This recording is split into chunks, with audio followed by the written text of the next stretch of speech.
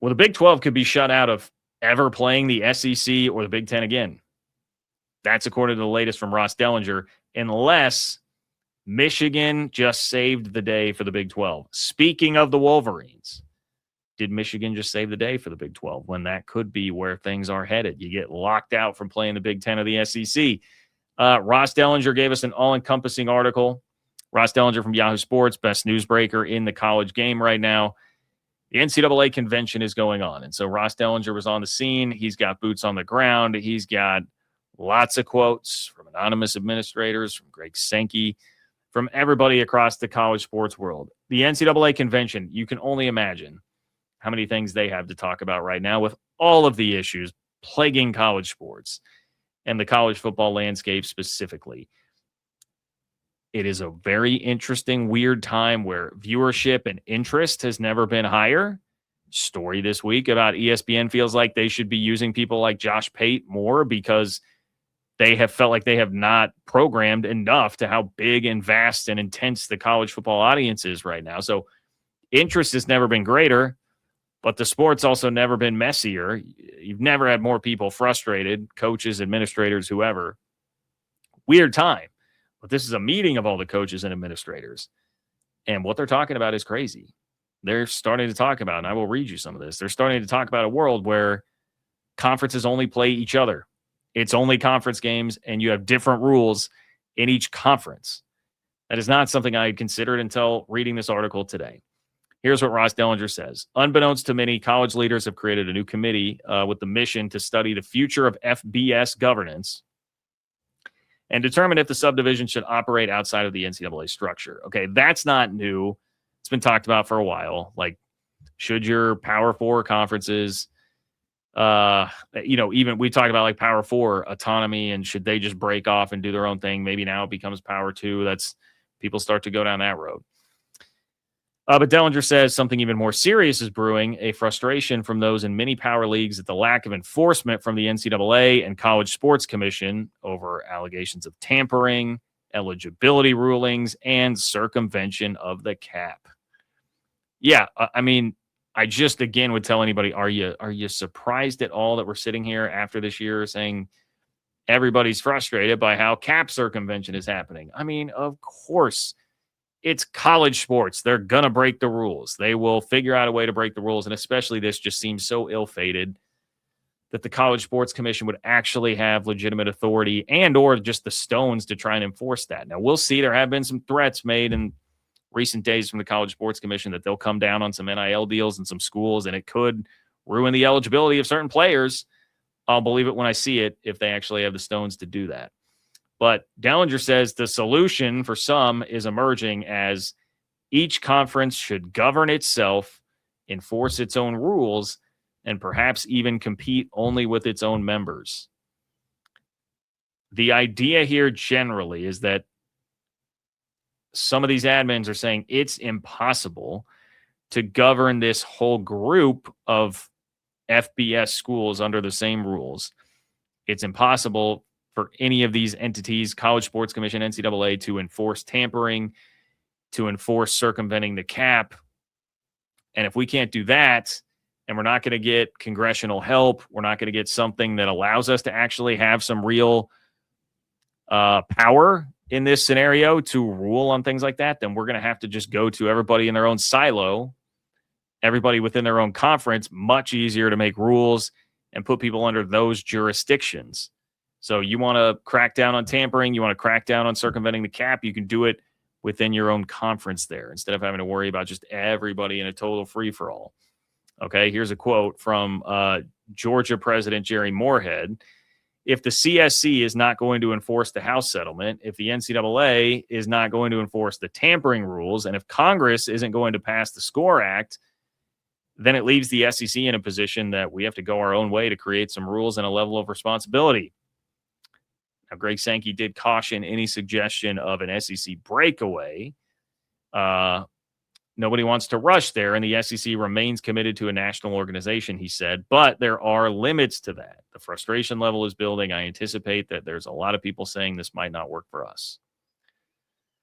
Okay, so Sankey is saying, like, we're not going to totally break away. We're not going to do the Power 4 breakaway or the SEC Big Ten breakaway right now, but we are frustrated and there are some limits here. So it's kind of he's hedging. I mean, that's him hedging. We're not going to break away, but, like, maybe we'll break away. This all seems crazy, man, that we could be headed toward silo country unless Michigan saves everybody, including the Big 12, from getting locked out of playing the Big 10 of the SEC. More on that in just a moment. And please do subscribe to the channel. Like the video. Really helps me. Totally free. Appreciate you guys. But here's another quote from Big 10 athletic director. It says, quote, there is support among other memberships for a similar model. Each league governs itself and plays only games within the league. So there you go. Big 10 athletic director says there's support for a model where teams only play games within their own league.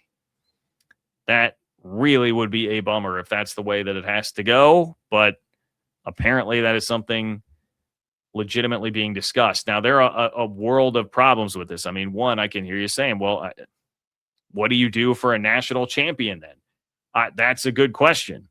There was a quote on that at some point here from somebody in the story being like, how would we crown a national champion? Because theoretically you can have conferences playing by different rules. If the Big Ten is going to be more lax with its rules on circumventing the cap, then they could go out and spend more money and get better players than the SEC or vice versa. Maybe it becomes a race to the bottom then. I don't know. But that becomes tough. How do you, if not everybody is playing by the same rules, how do you then throw them in a playoff and say that it's like a fair determination of a national champion? Do we then just go back to the old days of like the AP picks a national champion and the coaches poll picks a national champion? I don't know. But that almost feels like something that you might have to do if that's the way that you went here. And then, yeah, it would just be a total bummer to not have cross-conference, non-conference games. And if you're the Big 12, you're sitting there like, man,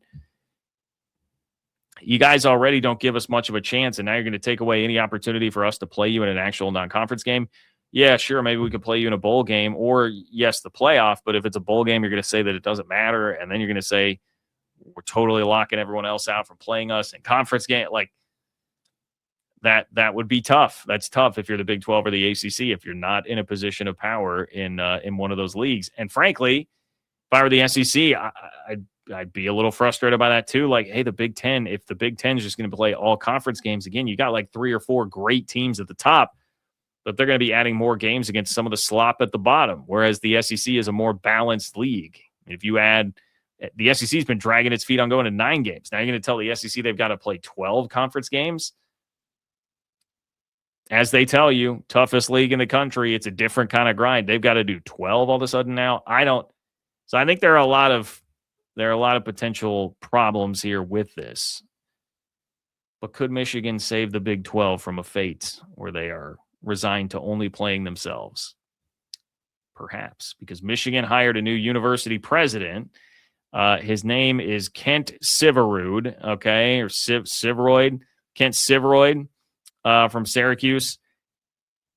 That is important because I didn't recognize his name, but what I do recognize him from is that he was a part of College Sports Tomorrow. You guys all know how much I loved to talk about these super leagues, all right? College Sports Tomorrow was pushing one of the super leagues that was modeled after European soccer with promotion and relegation. So you would take all approximately 130 FBS schools. 70 of them would automatically be in the upper division. The rest would be competing to get promoted into the upper division, and then the worst of the upper division could get relegated. That sounds awesome. I know the TV contracts was the big thing. It reportedly didn't gain a lot of traction. TV contracts were a huge issue there as to how exactly you would do this. But this was one of those leagues where there was talk of infusing private equity money into it. You'd pool the TV rights, right? One of the things Cody Campbell has talked about to make more money. So is Syveroid is he going to continue to push for this at Michigan?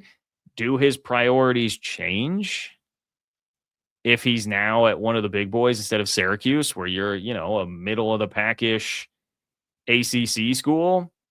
Middle of the pack-ish ACC school, your perspective on what's going on for the future of college athletics is wildly different than it is if you are at Michigan. And this is important. Like, before you roll your eyes or kind of laugh this off, remember how much power, how big of a stick Michigan's swinging here, man. Michigan killed, along with USC, but Michigan had a big enough voice in the room to effectively kill the private capital deal that the Big Ten had going. Big Ten was about to have that with the California pension plan, and Michigan's resistance put up enough of a wall that effectively killed it. I mean, it sounds like that's just not going to happen. The Big Ten Enterprises deal. So you've got a president now that is going to be heading a school with a ton of say, a ton of influence, and the Big Ten and the SEC are at odds right now because the Big Ten has been making a ton of big decisions or trying to. Now you've got this president who clearly is interested in college sports, and some of the reporting on this, Austin Meek, for instance, from The Athletic, had reported that was one of the reasons he got the gig as university president, was that he cares so much about college sports. He's really invested in this. So what's it going to be, man? Are you going to keep that same energy for something that would be better for the overall health of the sport long term? Or do you turn in now to, well, I'll change. Let's just add a few teams to the Big Ten, add a few teams to the SEC, and go roll with that? I don't know. But I think it will be wildly fascinating to follow and see what is going to happen there. Yeah, I don't know. I have no prediction on whether or not that's actually good for the Big 12. If you're thinking about this from a Big 12 perspective, if it's good for the Big 12, if it's bad, honestly, don't know. But I do know that it should be on your radar. That's the bottom line here.